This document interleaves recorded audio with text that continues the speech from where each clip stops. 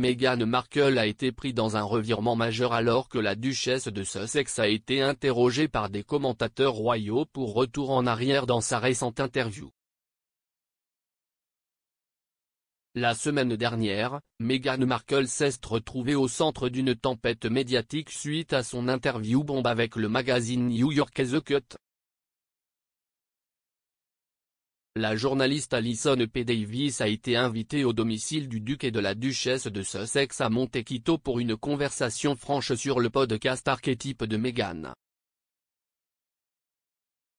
Cependant, la duchesse a également donné un aperçu de la nouvelle vie d'elle et de son mari, le prince Harry, aux États-Unis, qui l'ont choisi en faveur de leur poste de direction au sein de la famille royale il y a 2 ans. Madame Davis a commencé son histoire, les conditions sont réunies pour la confession, décrivant ensuite la journée ensoleillée en Californie au cours de laquelle elle et Meghan se sont assises pour l'interview exclusive. Assise sur une chaise confortable dans son beau salon, la duchesse a demandé dans un silence conspirateur, « Voulez-vous connaître un secret ?» Après un moment de silence, elle a révélé, « Je reviens. » Sur Instagram. Les aveux de Meghan ont surpris certains commentateurs royaux, qui ont rappelé la décision précédente de la duchesse de ne pas utiliser les réseaux sociaux. S'exprimant sur l'épisode de la semaine dernière de leur podcast, Royally Obsessed, Rachel Bowie et Roberta Fiorito ont noté l'interview de Meghan avec le magazine Fortune en octobre 2020, au cours de laquelle la duchesse a révélé qu'elle n'utilisait plus les réseaux sociaux. Madame Bowie a déclaré, « Un moment mémorable dont je voulais parler, l'Instagram. Le fait que cela soit dans le premier paragraphe, que Meghan soit peut-être de retour sur Instagram, m'a totalement abasourdi. » Madame Fiorito a ajouté, « Je n'ai pas aimé qu'elle ait ensuite fait marche arrière. Cela m'a bouleversé. » Le couple s'est demandé si le retour de la duchesse sur les réseaux sociaux se passait vraiment, Madame Fiorito se rappelant, elle a dit dans le magazine Fortune qu'elle n'allait jamais revenir sur les réseaux sociaux et il y avait beaucoup de raisons pour lesquelles, donc c'était comme ça. Comme si elle trollait.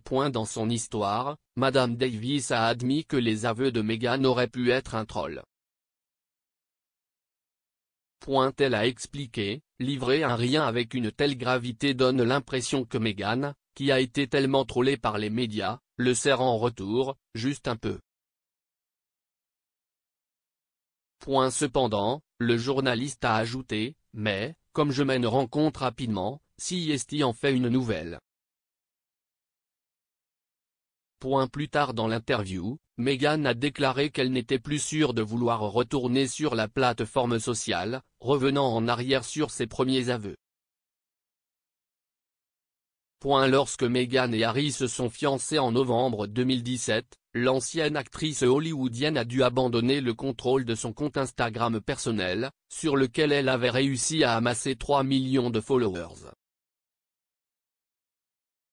Avant sa relation avec le prince, Meghan était une utilisatrice prolifique des médias sociaux et avait même son propre blog de style de vie, The Tig, dans lequel elle partageait un aperçu de sa vie avec ses lecteurs. La duchesse a déclaré à The Cut, « C'était un gros ajustement, un énorme ajustement pour passer de ce type d'autonomie à une vie différente. » En tant que membre officiel de la famille royale, elle a pu rejoindre Harry, Kate, la duchesse de Cambridge et le prince William sur @Kensington Royal, un compte Instagram préexistant sur lequel elle n'avait aucun contrôle. En avril 2019, le duc et la duchesse de Sussex ont lancé leur propre profil, @SussexRoyal, qui a accumulé 1 million de followers en 6 heures. Allant à l'encontre du protocole royal, Meghan et Harry ont ensuite annoncé leurs propres nouvelles et publié des photos quand et comment ils le voulaient. Mais peu de temps après s'être retiré de leur fonction royale, le couple a dû fermer le compte car ils n'étaient plus autorisés à utiliser Royal dans leur image de marque. Dans leur message final, le couple a déclaré « Merci à cette communauté, pour le soutien, l'inspiration et l'engagement partagés pour le bien dans le monde. Nous avons hâte de vous recontacter bientôt. Vous avez été formidables. D'ici là, prenez bien soin de vous et les uns des autres. » Harry et Meghan. 6 mois plus tard, en octobre 2020, Meghan a pris la parole lors du sommet Fortune Most Powerful Women Next General.